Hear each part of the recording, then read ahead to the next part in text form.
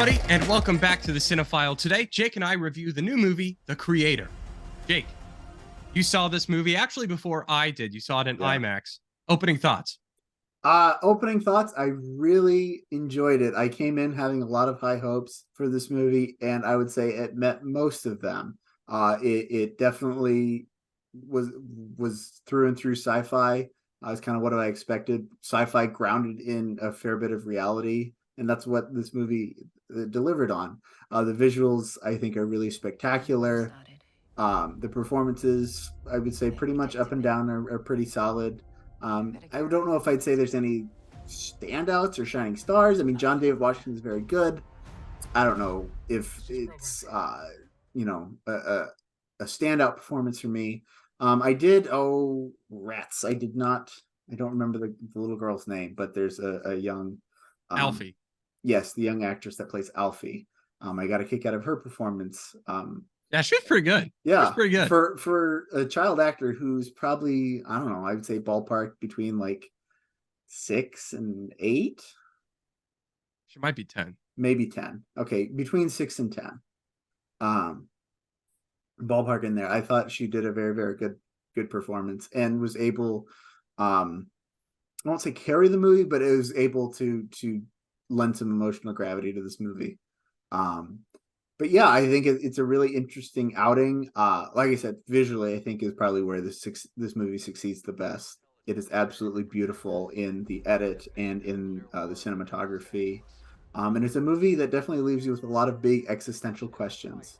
It's definitely a thinker walking out of the theater. So I enjoy that kind of stuff. I enjoy talking about it. I enjoy thinking about it. So I'm glad we're doing a review of this. Yeah, I mean, I liked it as well. I saw it after you did. I didn't see it in IMAX, but even not seeing it in IMAX, there was some great visuals.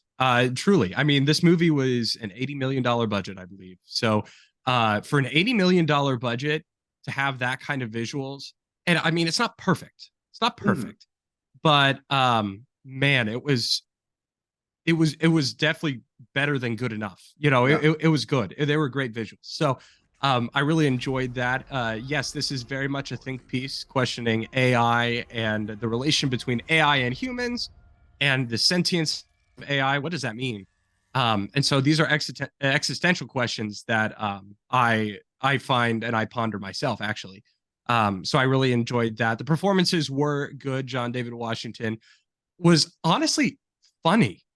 Like, this movie was actually like really funny. Yeah. Especially I loved his dynamic with the little kid, because the little kid pulled no punches. No. And no. And he was like, and his response when they're trying to get away from the police, and he was like, "Come on, get in the car." And she's like, "Not good." He's like, "It'll be fun." Da-da-da. Like, it's gonna be fun. Let's go in the car. Like that. That to me was very, very funny. But yeah, this overall I think is a fun watch. Moving into both of our roses.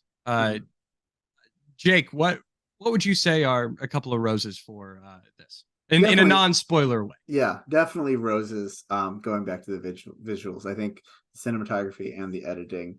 It does this thing in the edit where I call them quasi montages. They're really used more as like a cutaway or like a transition in a way, but it'll be like a few shots. There'll either be wide shots or like kind of exterior shots, kind of showing the universe, if you will, or showing our characters kind of traveling through this world, that are really beautiful. And I think it uses this motif of like comparing and contrasting within the frame visually this modern technology of AI and technological advancement and nature. And I think that really kind of is a great way to visually represent the conflict of this movie, of this struggle between technology and computers and AI versus nature and humanity, and that struggle. And I think it sets that up beautifully, and it is visually stunning in and of itself. But I think also the way it plays into the story, I really enjoy, because it definitely, like, it shows ways of like coexisting. of the two things coexisting. And that's, I think, a struggle of this movie, is finding, is there a way to coexist? Yeah, and I agree. The visuals for me definitely were a rose as well, and I think it really speaks to the story as well as the visuals are in line with the story. Yeah. Like you said, this is a tale of like understanding the relationship between AI and humans, and so we see this mixture of a kind of old world, because a lot of this play takes place in a place called New Asia, and that's all I'm going to say about that. But it's relevant because Asian culture, especially more in rural areas, is a bit older than like modern than we would have like a modern city. Mhm. So you take that, but then you also put on top of it that these are like robots. So Yeah. it's like very interesting juxtaposition that I think is actually right in line with what the story's trying to tell, like trying to say.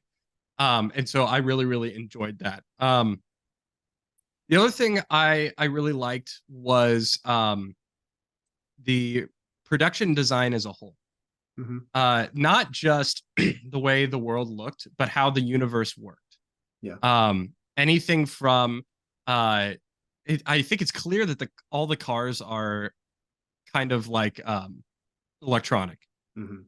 Um, but the way in which they've influenced or infused new technology into older things, or how, I mean, at one point they're using a record player, but it's like a Yeah. modern record player. And I love that kind of production detail where you bring something old and kind of make it new in a way.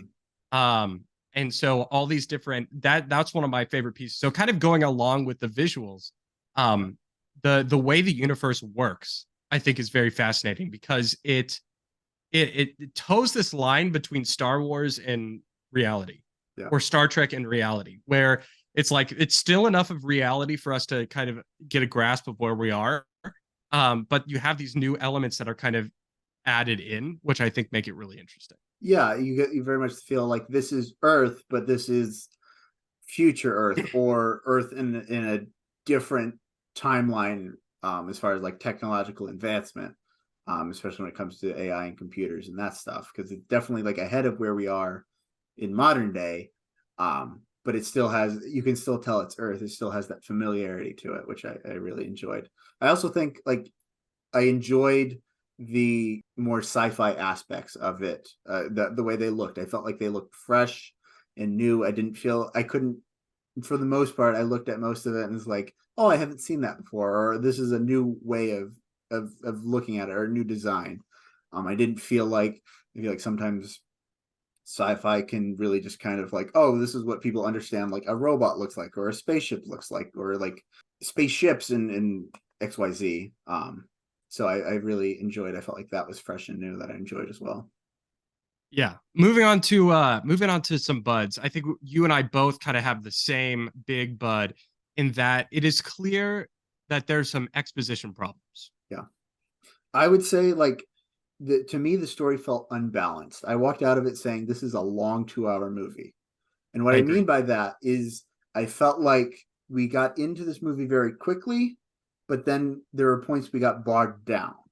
I'm not going to go into too much detail, obviously, because there's no spoilers here, since this is still in theaters. And we want people to go see it in theaters. Yeah, Uh, I think yeah. it is just, I would say it is the pacing. I don't know what you want to say pacing, but like just the story structure. If you really understand how stories are supposed to be structured, I think you'll notice that something is off, and that there are points where we get bogged down. And the best way to describe it is knowing that Gareth Edwards co-wrote, directed, and produced this. I think there is a couple pieces that I would like to have seen how the universe works out, or how the universe addresses this, or how this is important to the story, that kind of stayed in Gareth Edwards' head and didn't get communicated on the screen. Yeah, I completely agree. I There just seemed to be it was like I was walking into something that had already been established that I didn't know about in a Mm-hmm. way. It's like if you it's like if you watch a movie that somebody's really passionate about, right? And so they're kind of laughing at all these kind of inside jokes or things like that, and you're kind of like, I don't really like. I guess maybe that's funny, but I don't understand the other implications for the universe. You know, Right. that's why some people enjoy something like Ahsoka more than others because they've watched all the Clone Wars, all the Rebels to know kind of some of those inside jokes and things like that. So I kind of had that feeling of being on the outside when it came to exposition. And it's not something that it's not like I could pinpoint, okay, you needed to tell us this, this, and this, because I don't know what those things are. I Mhm. just had that feeling that something was missing. I was missing something. And that didn't necessarily take away my enjoyment of the film. Um, but it definitely was something that I wish they would have kind of given us the exposition, honestly. Yeah. Um, and so when you think about it, a lot of times when you have a writer director who also produces it, does a lot of it himself, there or herself. In this case, it's Gareth Edwards, so it's a he. He very much already has the idea in his head, and so when he's filming it, sometimes he could have been like, "Oh, maybe I already filmed that," you know, and it's like, no, you didn't Yeah. actually film it. It's just in your head. You already know it, Mhm. and so it's this. If there was like a book, this would be like a great companion piece to a book that fleshes out a little bit more, Yeah. right? So if you had a book called The Creator, and then you watch this movie, you'd be like, okay, basically like all of the things are there in Mhm. the book, except there are a couple of things that the book has more time to explain that we don't have time to here. Yeah. It's like a Harry Potter movie, right? Harry Potter doesn't always explain everything that are in the books. And so you watch it and then you read the book, or you read the book and you watch it, you're like, that's a great companion piece. So that's kind of the feeling, but we didn't have the companion Right. to it. So that for me was something that I really noticed as a bud, something that I think that um, they could have improved on, maybe with some rewrites, maybe bringing in another producer or somebody, a story editor, or something to kind of look at this and say, hey, uh, we need to we need to give them some more info. Yeah. I think that's probably both our biggest bud. Yeah, for sure. That's my biggest, that was the biggest thing that left me kind of unsatisfied. But, really at the end of the day, I guess kind of to move into kind of some closing thoughts, I feel like, at the end of the day, this is a very entertaining movie. It's something I enjoy talking about with you. I went to see it with my roommate Tanner. I enjoyed talking about it with him. We talked a lot on the drive home, and then once we got home. But it was, yeah, I just really enjoyed it, and it was a good night at the movies. I didn't regret buying the ticket. I didn't regret the price of admission, so I really enjoyed it, and I think if you're a sci-fi fan, you'll really enjoy it as well. Yeah, I agree. And we didn't actually do thorns because both Jake and I don't really have any thorns with this movie. Right? Things that we like really straight up didn't like. The bud was kind of the biggest Yeah. thing. We're like, hey, um, I completely agree. This movie probably isn't for everyone. It's a bit of a slow burn, but it's really interesting, visually stunning. Something that if you like sci-fi, if you liked Rogue One, this is kind of in the same vein in a little bit. That's kind of how the marketing was. It's not completely the same, Hmm. but it looks very similar. Yeah. I think it's an interesting story. It's a story that makes you think, and those are stories that I love. And yeah, it was a fun time at the movies, and that's always worth the price of admission. But the real question is for you folks. Did you like this movie? Did you not? Have you seen the creator? Are you going to see the creator? Let us know your quick review without any spoilers down in the comments below. If you like this video, hit that like button, ring that bell with the subscribe button to get all notifications on upcoming content, and make sure to check out some of our podcasts. We have every single week we have a new Cinefile. So make sure to check that there on the YouTube channel. Follow us on social media. Do all of the things. We'll see you back here next time. And cut.